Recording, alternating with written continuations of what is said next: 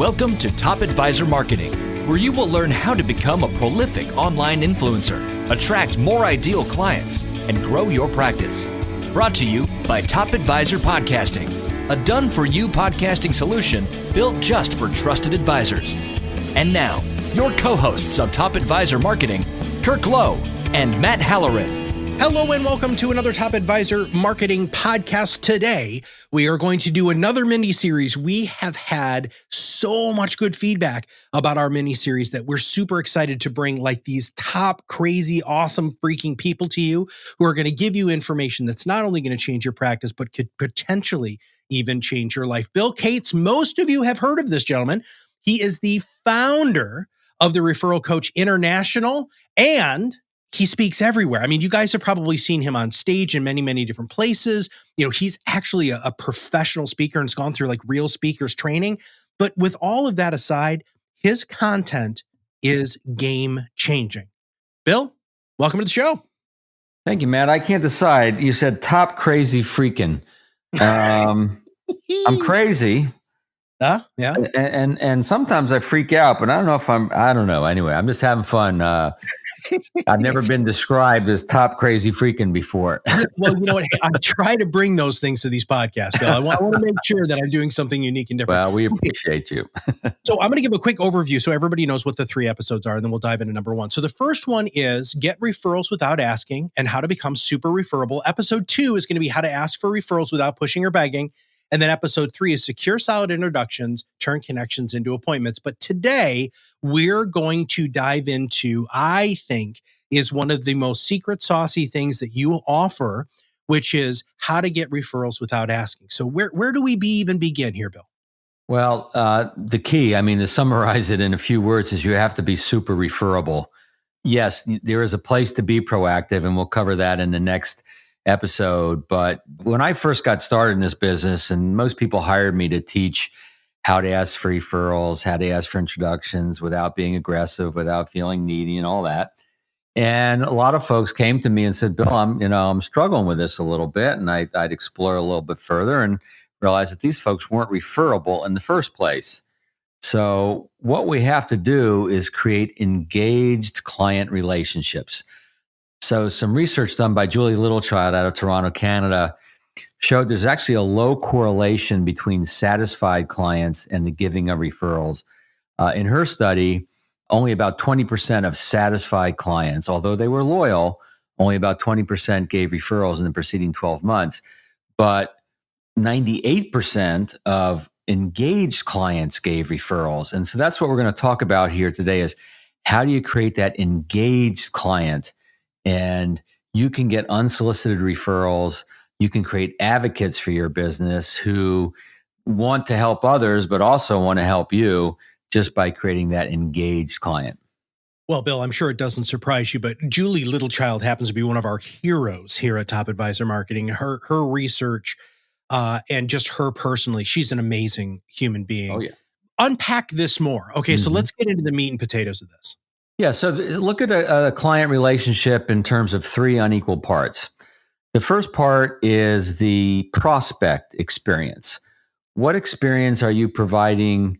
Let me do an overview, and then we can dig a little deeper. So what experience are you providing your prospects that are not just helping you win the business, if it's a good match, right? It's got to be a good match, but not only helping you win the business, but also making you and your process referable early on, so you don't have to wait a long time to necessarily get introductions. The next stage is the new client experience, the brand new client experience, sometimes referred to as the onboarding process. So how you walk them down the metaphorical red carpet into your business. What does that look like? And then the third is the ongoing client service promise, the ongoing client service experience. That's the longest period of these 3 pieces, but what are you doing there? Now, there's 2 elements you want to make sure that you're attending to in all 3 of these stages. The first is value, right? They've got to see your value. Early on, they like the questions you ask. They like the things you teach. Later on, they like your responsive service. They like your extensive knowledge that goes into other areas they didn't realize you had. They like the way you introduce them to other resources, just all the different ways you can provide value. Well, that's important, but it doesn't stand alone. The other part is the human connection, the personal connection you make with these folks. And all things being equal, people do business with people they like. All things not being equal, people still do business with people they like. So there is that likability factor, which is associated with trust, and they won't move forward if they don't trust us and don't like us. So think about what happens if you have a salesperson in your home, or you go see a salesperson, somewhere, and not have to be a salesperson, a consultant, whatever, and they leave your presence. What do you say to your spouse? I liked him. Oh yeah, I liked her too. Whatever. And so there's that likability factor. And so what you have to think about is making sure you're hitting on both of those levels and both of those areas throughout your entire client relationship. And that's what creates engaged clients. I love that you break down the client journey into those three things.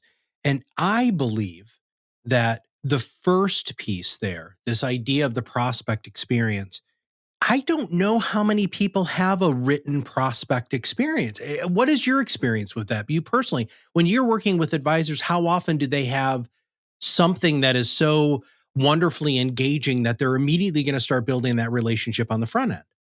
Well, some do, some don't. A lot don't.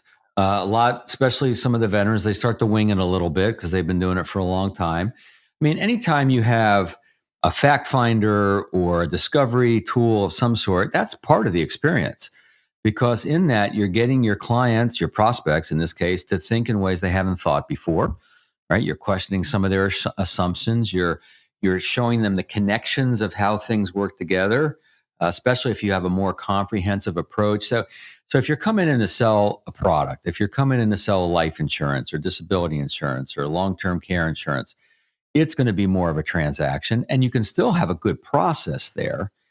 But the more holistic you are and the more you really get a sense of who is this person and how can I help them in more than just one way, then you're going to have a better process, because that process of getting to know them should be a value-orienting process, because you're asking them really good questions.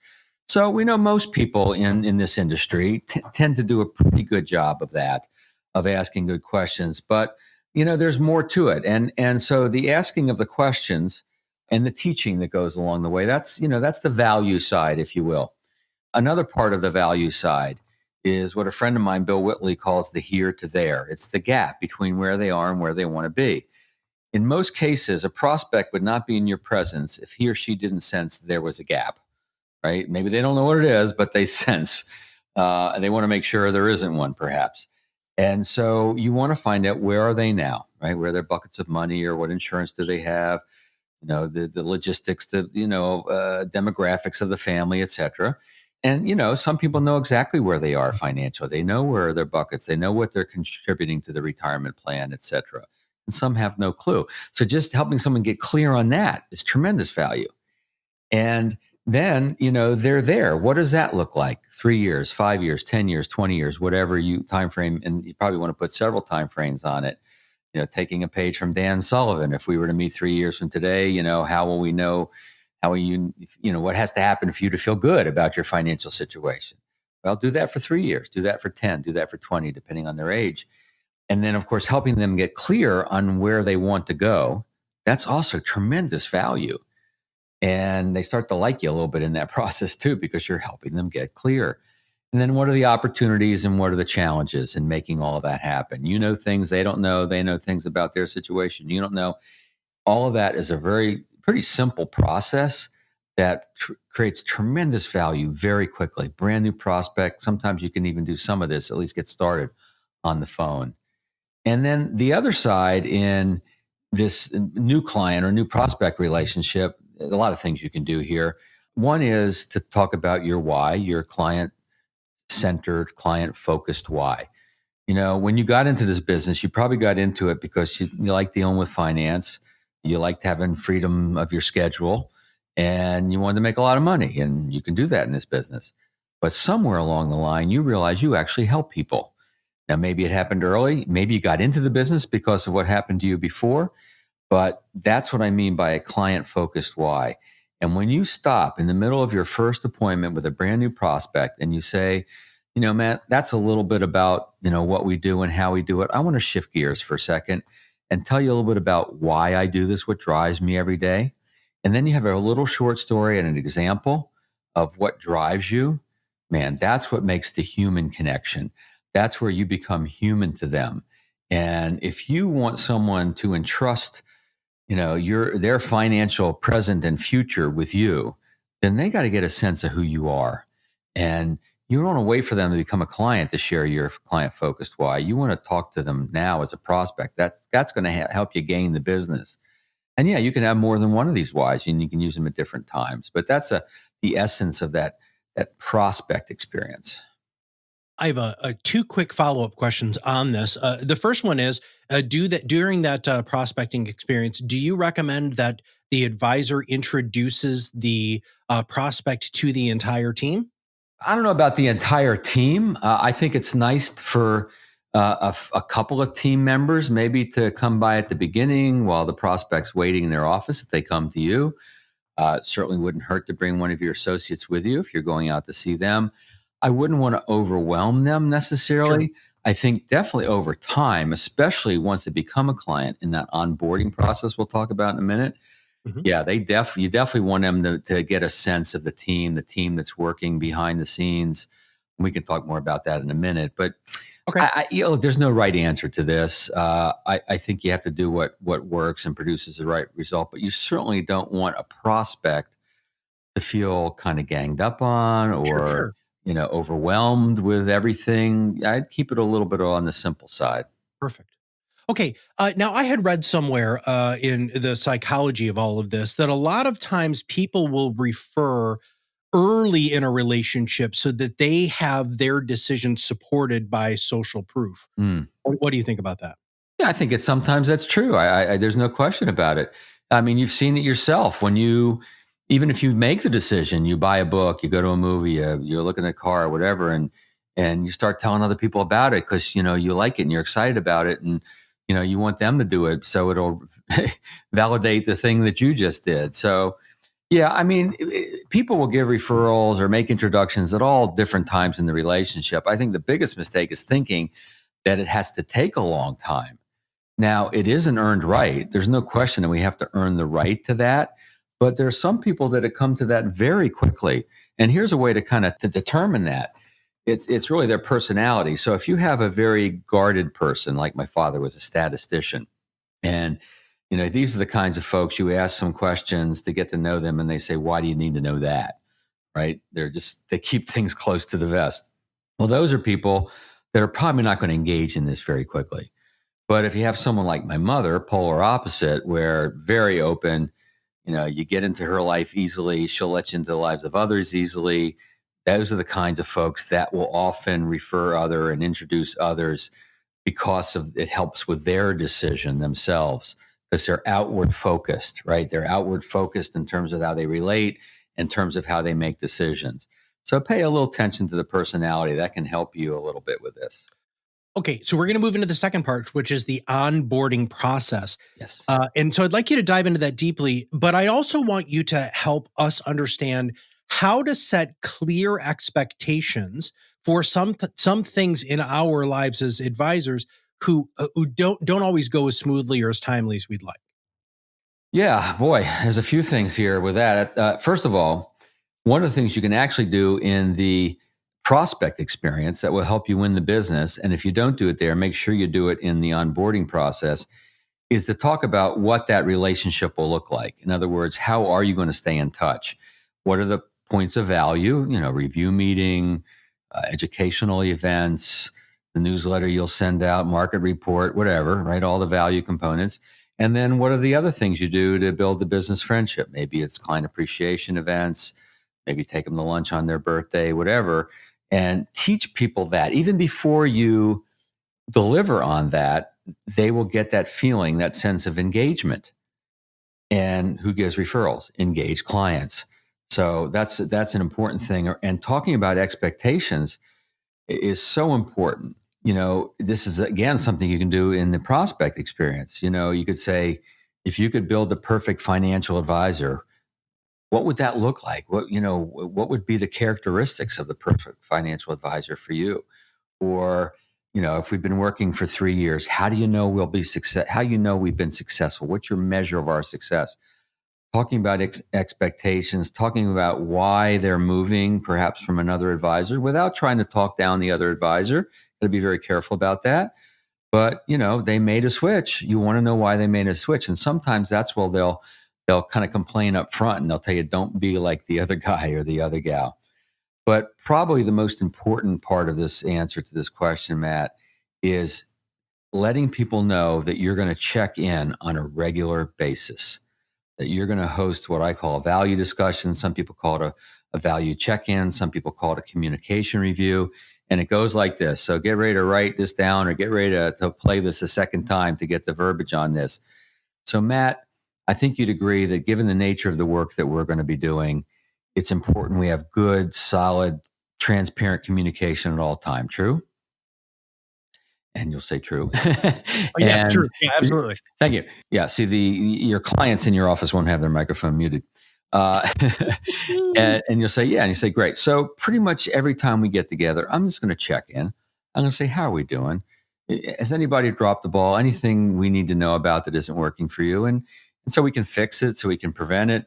We can be better. And of course, we want to know what is working for you so we can do more of it for you and for other clients as well. So, we're going to be here for you every step along the way, and we're going to check in on a regular basis. And so what I've done is I've shown to you that I'm not running if there's a problem. I'm going to be there, right? In fact, I'm going to even encourage you to complain about the little stuff so we get it out. We get it up and out. And so by creating a culture of checking in on a regular basis, it brings a tremendous amount of value. It also helps us connect on a human level as well, because they appreciate us being there for them and not being afraid to hear anything that isn't working for them, et cetera. So that's probably the most important thing of all the things I teach. It's this value check-in or a value discussion. Thank you for noticing I had my my mic on mute there. I just want to make sure that there isn't any distractions. Now let's wrap this whole idea up here, right? So this is the step one, all of the different facets on how to get referrals without asking, becoming truly super referable. And I think you've really set the stage.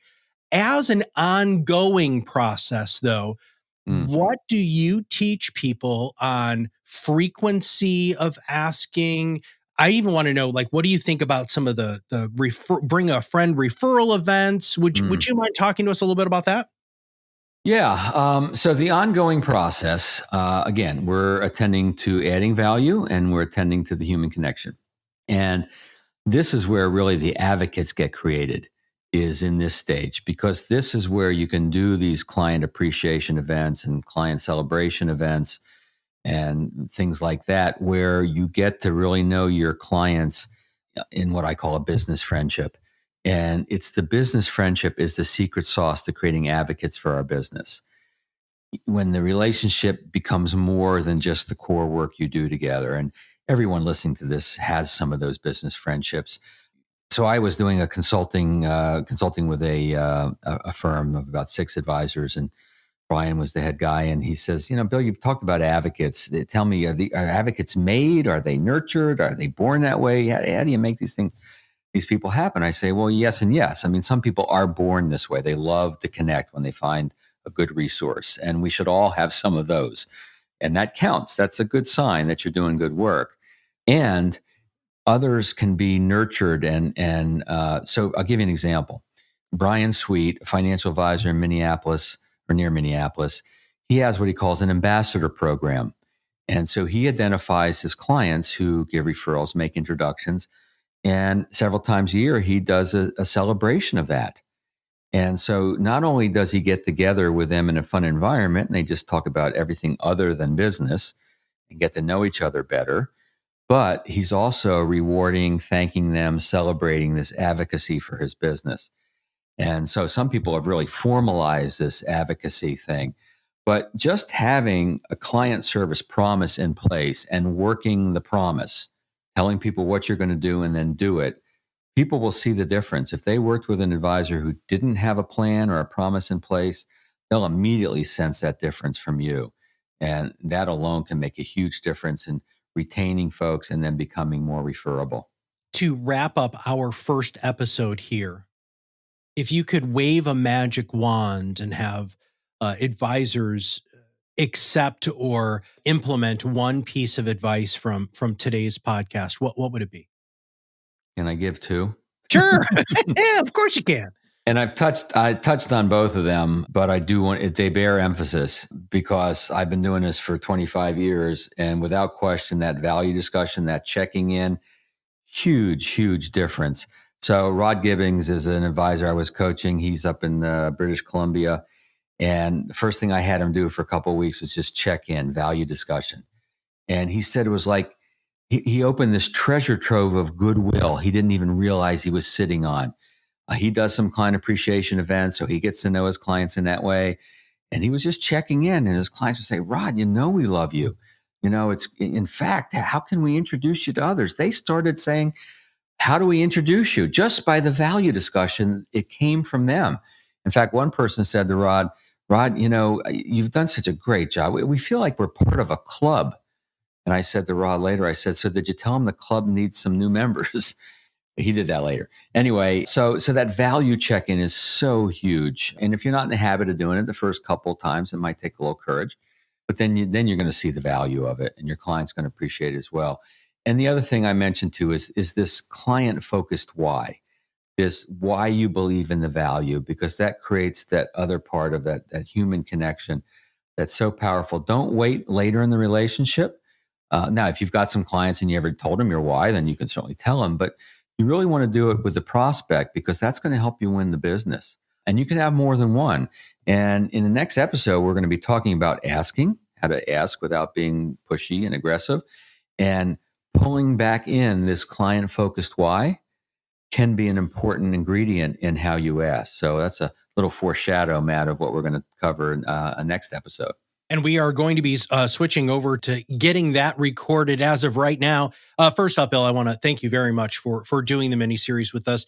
This is a topic that we hear from a marketing company's perspective all the time. And I want to thank you as a person who's really followed you since I've been in the business for providing so much good information. For those of you who haven't followed Bill, please, one, connect with him on LinkedIn. Two, make sure that you're checking out the website.